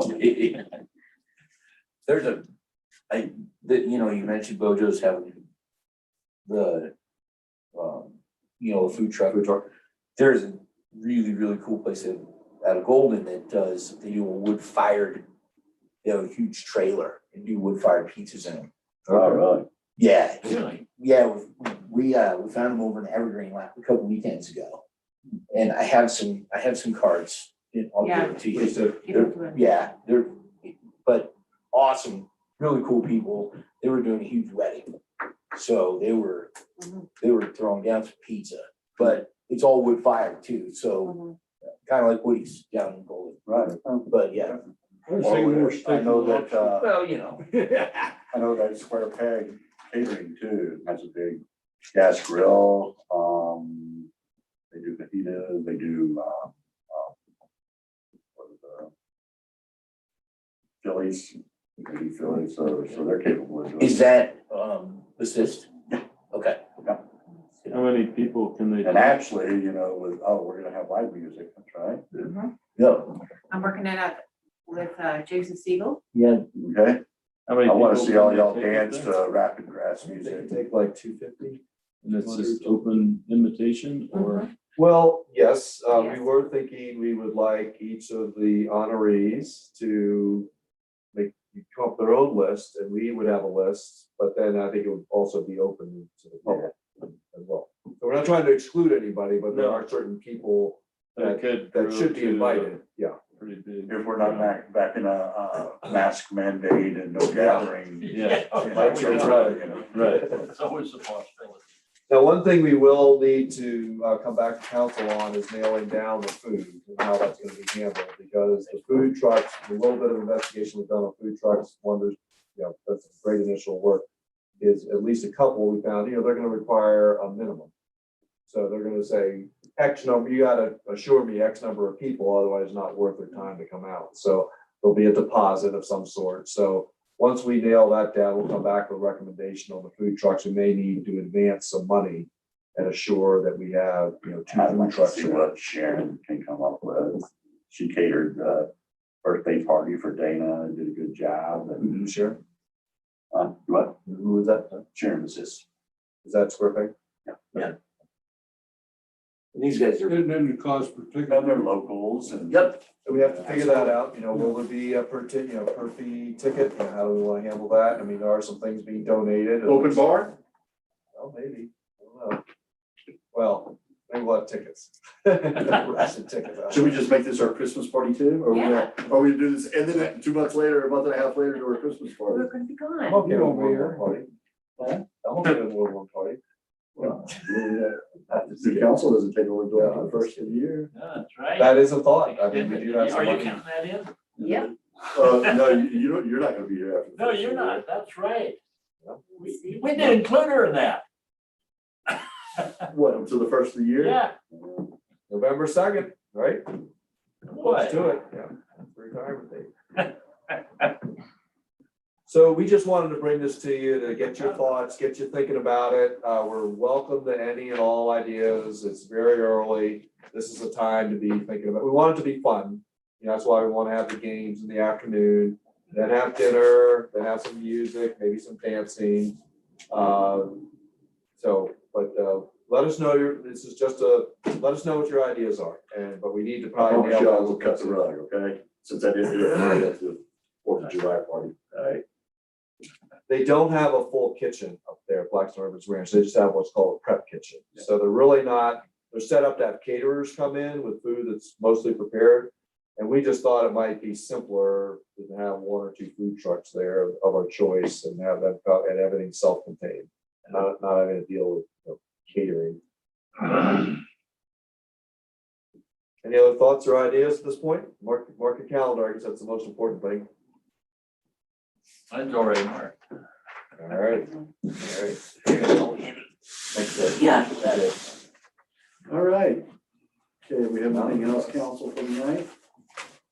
We've got a lot accomplished for our work session. Yeah. Long in schedule for work session on the weeks we're supposed to be off. Sorry.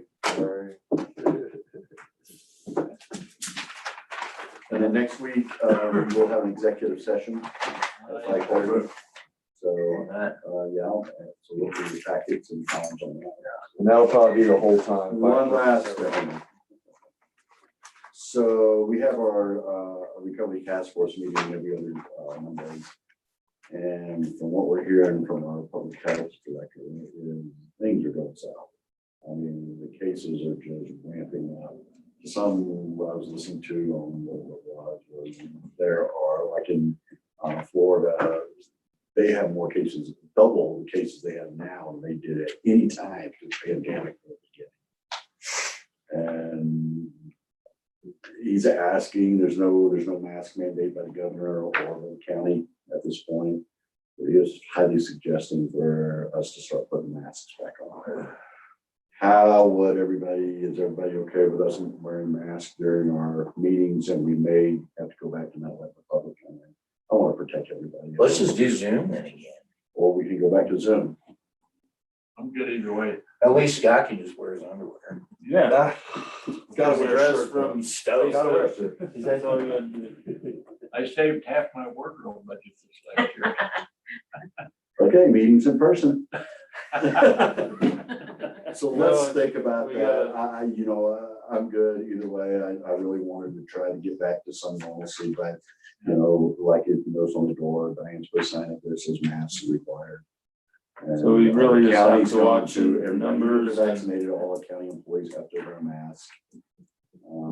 My son was in Vegas, they went to bed, woke in the morning, threw him out of the hotel casino, they didn't have a mask. Really? Yep. Overnight. We could have an option if somebody wanted to be on Zoom, though, couldn't you? Yes. Have a person then, say somebody wanted to just do Zoom. Well, That's we did it, and we can do that if we still want to meet in person and say everybody. hybrid else. is a Except for challenge, some, you know, doing hybrid, meeting in person like we are here and then having people on the screen, we can do it, but it's challenging. But it's easier, John, just So one, everything. having John someone can to do it. I can handle it either way. I do have, Dude, he's got it done. yeah, I do have new laptops for all the council, and I need to, we need to schedule time so we can get everybody in to get them. And that's gonna make it easier. It also allowed Diane to give digital packets, which if we do go virtual, it will be a lot easier for everybody to handle. So if we're gonna do that, I think we can do it. I can do it either way, whatever. It is easier to do one or the other. I'd rather do that. Doesn't matter to me. What about Aqua? What? We had said it was okay. Watershed. That we started I meeting, guess but that was required required ago. them, yeah, we're required to wear masks while we're in here. You might even Okay. find people from them not want to come either in person. Yeah, it's, when I was listening to that, I was just about to puke, knowing that another shutdown. Right now, the governor's not making, and of course, it's an election year for the governor next year, so some of the decisions that he's making now could affect, his future political outcome. It could have been one of those things that he did before the election, jumping it all on the counties to take care of it, so it wasn't under his thumb anymore. Yeah. So I just want to be safe. I'm having a battle at home with it right now.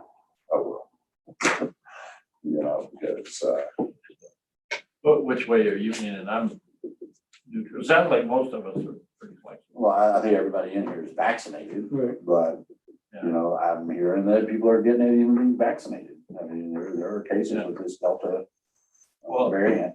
I think, I don't know if I told somebody that this memorial service we had for our deceased tour guide at the Argo had that on Sunday morning, and there were more people hacking and coughing with no mask.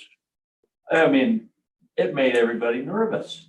There were probably 4 of them, I would say. Yeah, allergies are crazy right now. too, There's though. cold going around right now. Yeah, man. But the thing about it is But you now, know what? You is don't it know. cold? Right, well, no, you're right. Yeah. So You're go right. get tested. Yeah. It's. No, people were talking about it afterwards. So why don't we say our next week's meeting, let's go ahead and have it as normal. Everybody just wear masks, and we'll require anybody that attends the meeting to wear masks. through the course of that meeting.